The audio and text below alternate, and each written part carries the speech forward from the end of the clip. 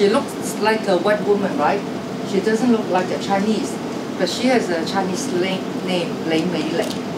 What's unusual about this is that Donghua decided to do an exhibit about their organization in the United States to build connections between overseas Chinese, and of course San Francisco is one of the biggest communities of overseas Chinese. And so I was made a match with by the Chinese Culture Center in San Francisco as the artist that would represent the organization to launch an exhibit. So we came into this building and they opened a box and presented this box to me, and I just cried. Couldn't understand why I was so emotional about it. But then later, as I was processing it, I understood that this could have been my family story. And the more I thought about it, the empty box could have been my non-existence.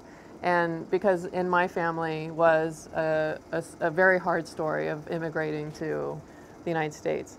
There's just so much poetry in this story, and there's many, many different layers. There's the history of the diaspora. There's a history of Hong Kong and Donghua as an organization. For an organization to take seriously, without any promise of return benefit, the care and custodianship of people's bodies that have no owners is really a really profound story. During this process, we, on one hand, we appreciate the art that Summer will create, and on the other hand, we try to appreciate the kind of spirit embedded in that heritage. What home means, what Chineseness means, I think it's a completely unanswerable question, but we try to make something that you can open up the question to our imagination.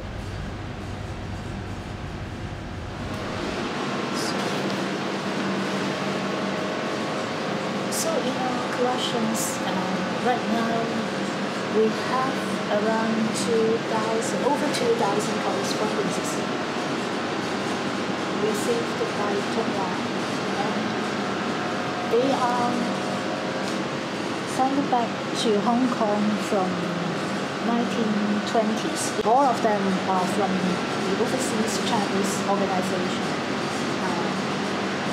Sent back to Hong Kong to Donghua, asking our assistant to arrange for the bone repatriate to the hometowns. And so these specifically mention people, or is this the order for groups of them? Most of them are in groups. This is from San Francisco, the Hong Kong Association, and it was received in 1934. Wow. And they said there will be a ship of bones by the President Coolidge ship, sending back a total of 474 bones. They are all packed into 18 bone boxes, sent back to Taiwan. Yeah. 我哋啱啱就同呢個中華文化基金咧，就啱啱好有緣分啦，大家能夠坐埋一齊啦，咁樣就用一個比較新鮮啲嘅概念，用一個藝術啲嘅形式去吸引啲年青人咧，去 pay 佢哋 attention， 即係我哋攞佢，希望佢哋注意到原來咧，我哋東華同埋喺海外嘅華人嘅關係嘅密切性，通過呢個呢次嘅展覽咧，能夠去表現到俾海外嘅華人咧，讓佢哋多啲知道嗰個歷史，因為而家個 generation 即係已經係去到第3代或者第4代，可能咧對之前佢哋祖先嘅歷史咧，未必係咁清楚啦，同埋了解嘅。希望通過呢個展覽咧，去加強嗰個大家嗰個連接啦、溝通啦，亦都希望咧能夠令佢哋多啲一個認識佢哋祖先嘅同東華嘅情況，個骨殖啊點樣翻嚟香港啊，再翻到鄉下，等佢哋知道亦都東華咧對呢個社會咧係有幾大貢獻咁樣。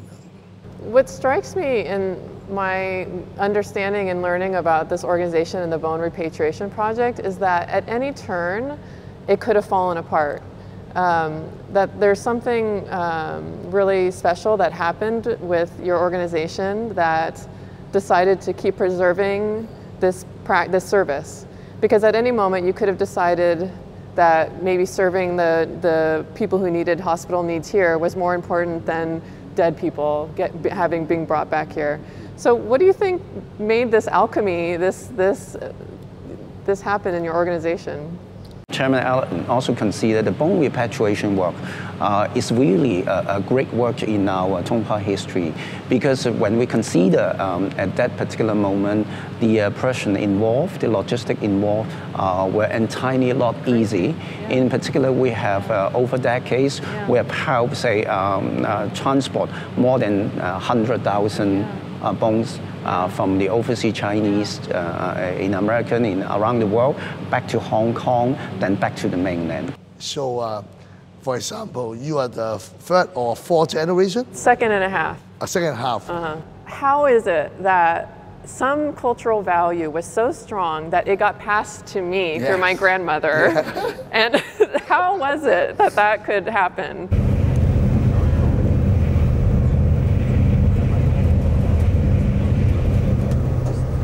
All of this is so fragile, and so that there's the fragility of whether or not the history gets told, but there's also fragility of our own existence in this story of what immigration does to us. You see so many people fighting their way to migrate to other countries, and then they even died on the way. And then people just don't want them to come. Exactly. Yeah. And then they rather see them die. Right. Everybody wants a better living. You have the right to be reborn. My obligation is because I was part of the success story, then I do feel a duty or an obligation to contribute to make this alive. I found my grandmother's older brother who was killed very suddenly in Chicago. And I did my version of a spirit summoning, and I summoned him into a box, and so he's here. I'm bringing him back. Literally, you are taking the role of sending my great uncle back to China, back to his home village.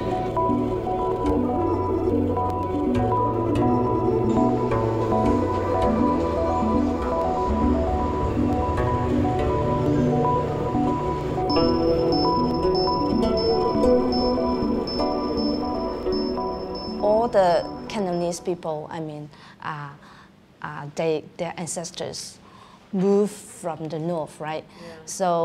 So that's why they have this like second burial practice. Oh, because of migration. Yeah, because of migration. Oh. So okay. Why those who die in the United States or other countries would like wanted their spirits of their bones be shipped back to their home, because this is also because of Chinese culture.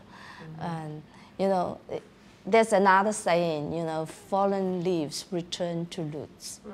So this is also our culture, when you die, better to come back to die in your birthplace. Yeah. So that's why, they died overseas. Yeah.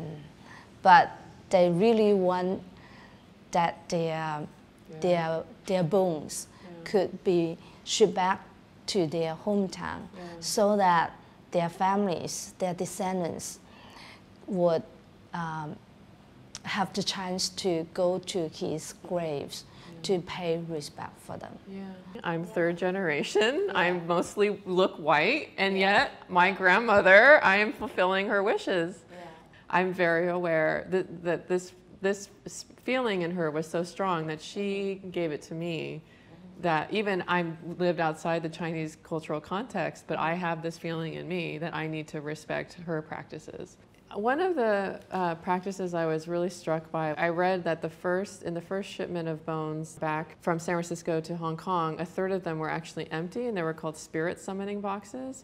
And they were in the cases when the bodies were either vandalized or missing or unidentified, or they couldn't make sure the bones belonged to the name. And so they would write the name on the box, and some master would summon the spirit to then ship the empty, the spirit summoning box back. Yes. That's fantastic. Yes. And so, and I think I read that spirit summoning ritual is also one that they do in the first burial too, to make sure the spirit follows the body into, yeah. Yeah, for the second burial, actually, they, for example, for those who die far away from your home, you know, might be overseas, might be in another city in China. So those die far away from home. So we need that ritual to summon the spirits back home.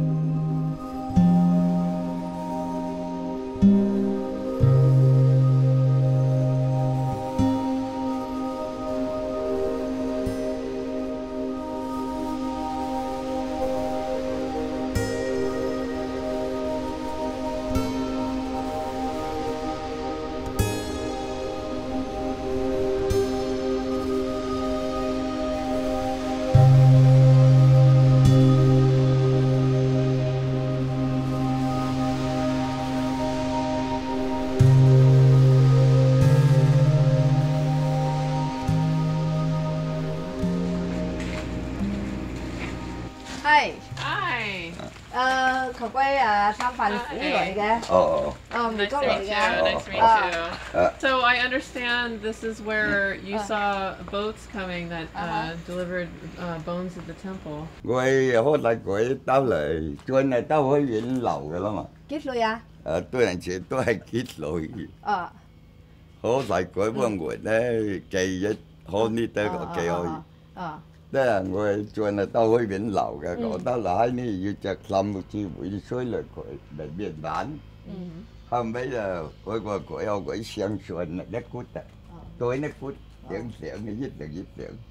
佢對來就鬼相啊，講佢向佢間嘅呢類鬼人，人要呢涼快呢要呢冇涼。Oh, this is the place that the bones come up from here and this way.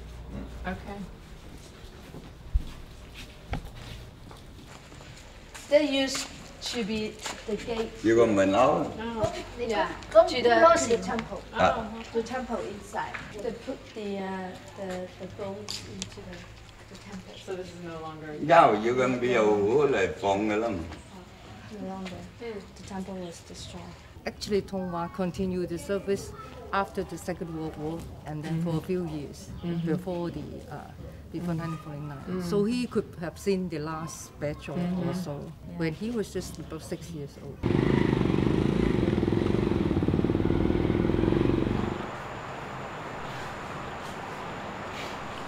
In 1925, when my grandmother immigrated to the United States, the INS did an interrogation of her, her father, her mother, and her brother.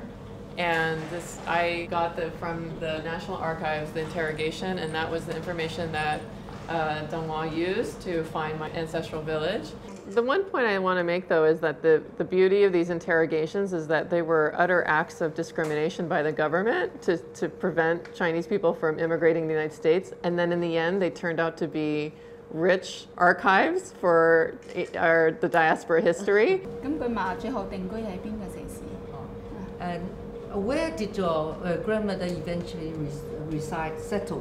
So they went to Chicago very briefly, and that's I think because her older brother had died, and then they left for San Francisco. I think the big story is that she lost her favorite brother in the immigration, because what happened was her father went a year before to the U.S. and took the older brother, and then he died, and so he died outside of the rest of the family knowing, because they were still here, and so.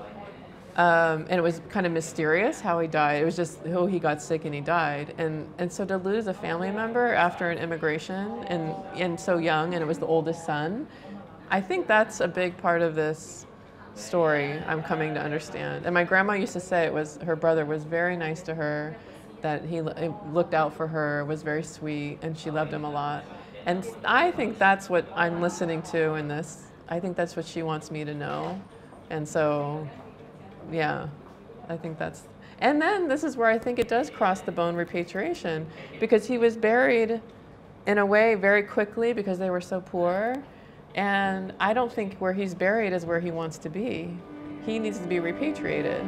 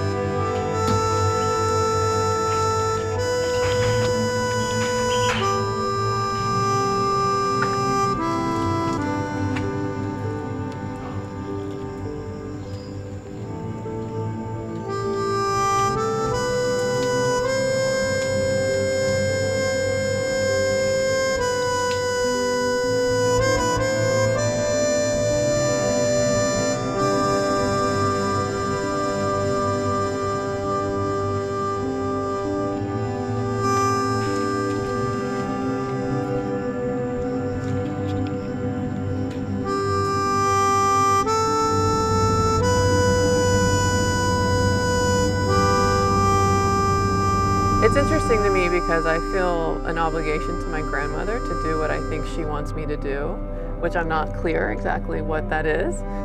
But no, I think it's the art project that has... It urges you to go. Yeah. What did it mean that nobody in my family wanted to be repatriated? What happened, you know? These questions, why do we go? Why do we... sometimes... Why do we stay? Why do we go? Yeah. Yeah. It's... I think, I don't know, they're profoundly important questions. I thought there was a calling from the archives. Yeah. Because the calling was just for me. Yeah. It's only because I took charge of the museum that I could have access and I know what they are. So like for example, the historians, although they are very enthusiastic, they could not be always with the archives. Yeah. But I could. Oh, it's beautiful, Stella. That's a beautiful idea. The interesting part is that I don't know why. Because they are not connected with me, and I don't know why I'm so interested in digging the history of it. Of course, it's somehow it's about the organization, but on the other hand, I always ask the students to think about the connections with people around, not just those who are living.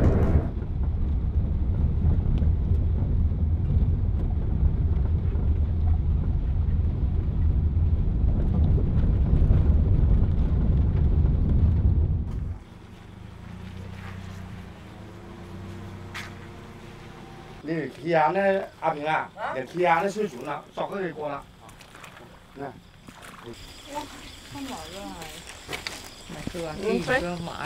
This gentleman's great grand uncle is also to the U.S. Oh.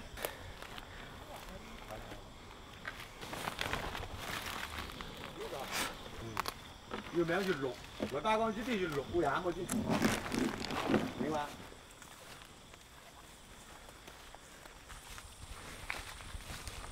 我話我以前呢條真係唔知嚟喎。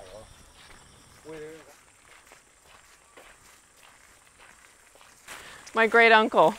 Oh, I see. My grandma was okay being buried, I think, in California. My great uncle Wants to come back. wants to come back. So will you physically bring the bones back? I don't know. I don't think so. I think symbolically is probably just as important. Oh, I see. He's in here.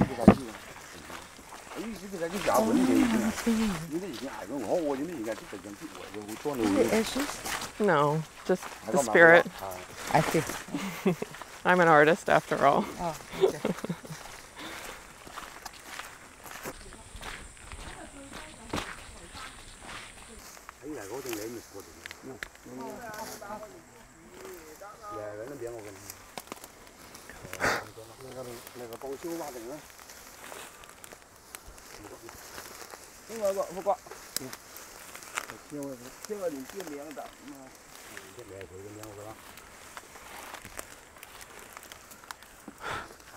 Oh my God. Wow.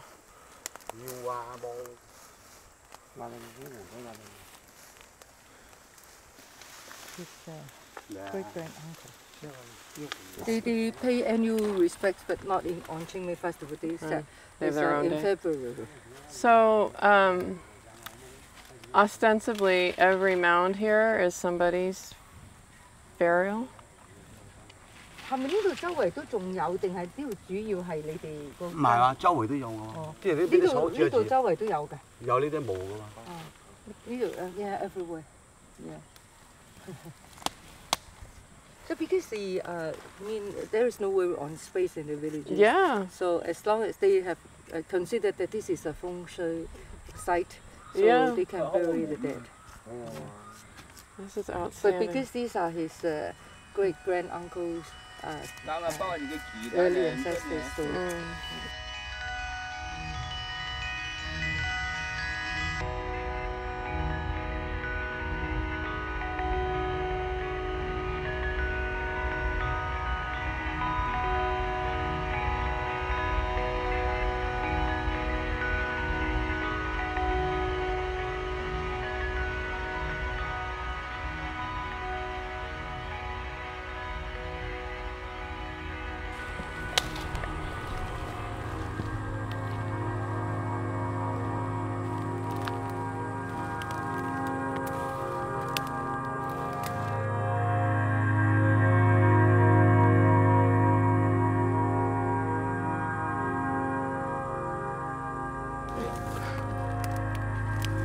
Sorry, great uncle. I don't think this is the spot.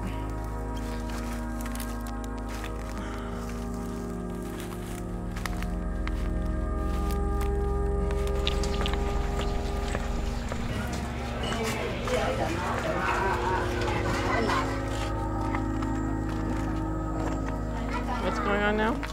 They found your house according to the physical location mentioned in your documents. And on the other hand, from the genealogical records, it is known that this family had gone to U.S. and was later nowhere to be found.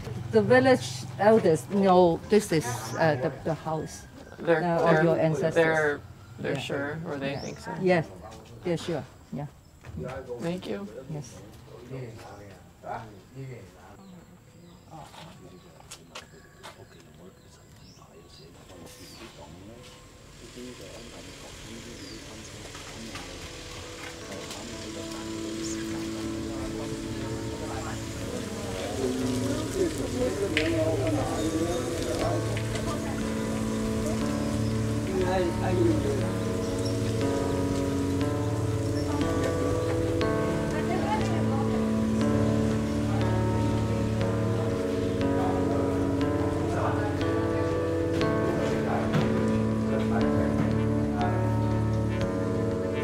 All of them?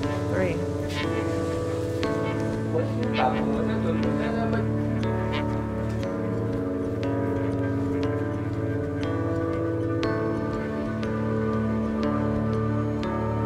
I don't think you want to go here,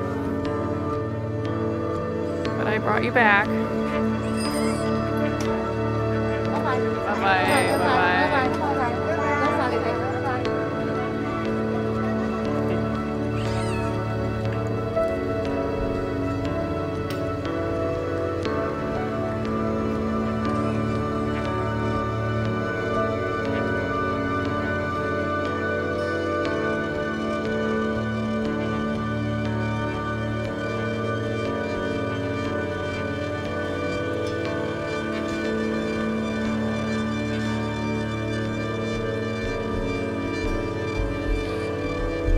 think it's possible if I take some of the ashes from the incense home? I'm going to make paint out of the ashes. Okay.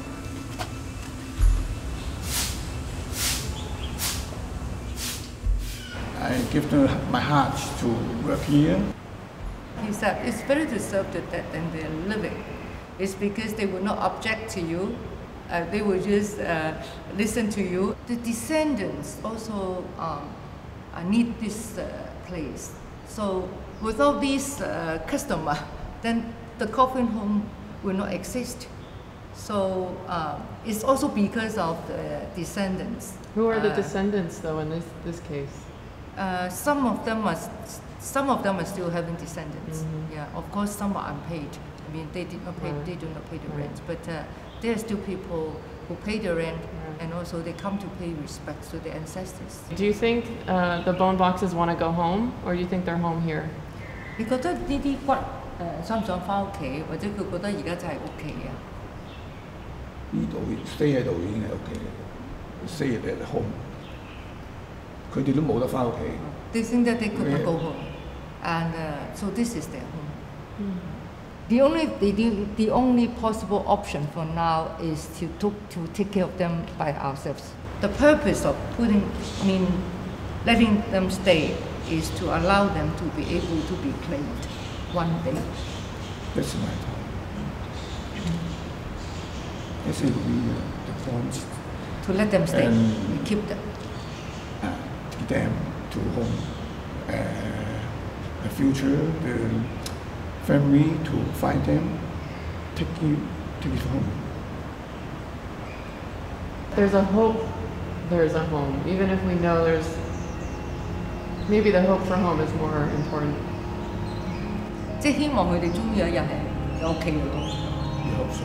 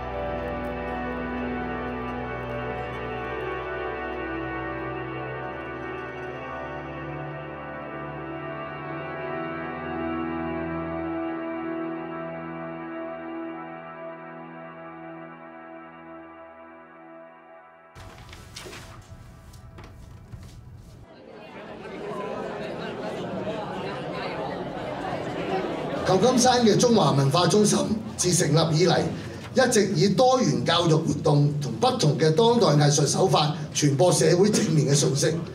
歷年嚟舉辦嘅展覽都係獲得極大嘅迴響。今次東華三院同舊金山中華文化中心嘅合作，亦都係以當代嘅藝術手法為媒介，展現華人移民遠渡重洋，腳客死異鄉，最終遺骸經東華三院得以送返家鄉嘅故事。It wasn't that long ago. I guess it was long ago when I was growing up, and I used to go several times a year to the Chinese cemetery. And some of us who were born here, in which we had generations of people, most of the Chinese American at the time were buried at the Chinese hospital because they weren't able to be buried anywhere else. And my father used to tell me, oh yeah, so-and-so used to be here, but they took the bones away. And I never understood that. Why in the world would they want to take the bones away? And then, so I actually have a grandfather who's still at the Chinese cemetery, and my father told me, if it weren't for, by that time, it was probably in the 50s, if he had died even 15 years earlier, his bones would have been in China and not at the Chinese cemetery. And it was made possible not because of the people living here. They didn't have the resources to do this. It was because of Tunghua and their group that made it happen for many, many, many families. So again, I want to especially thank you because of where I'm coming from as a fourth generation Chinese American. Summer Mei-Ling, I want to thank you. I don't think I've ever met you, but I did whiz through in there before everybody else could. And thank you for sharing your vision. Thank you for sharing your journey, because I think when I went through there, it was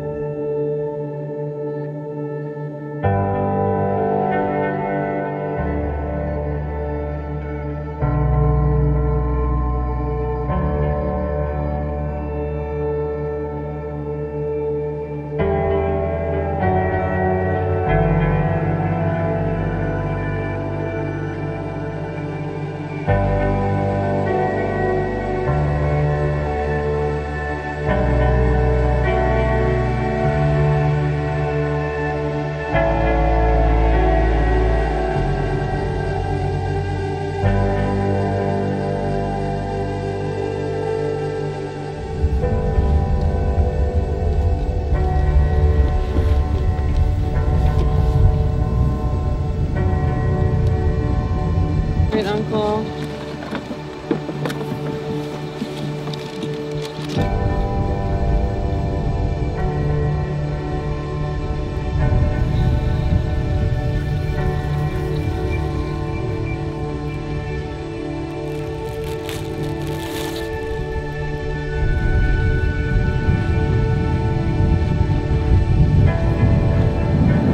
Okay, great uncle. My grandmother was very happy.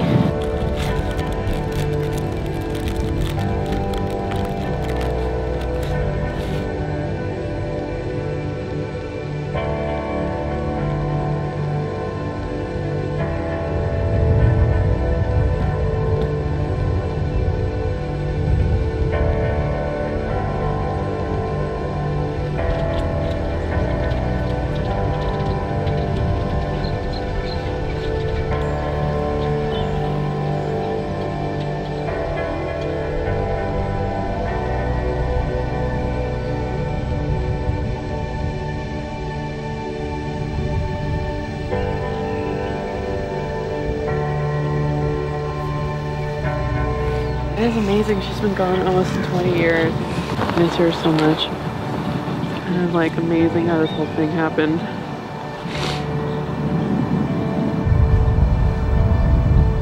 He's been around the world,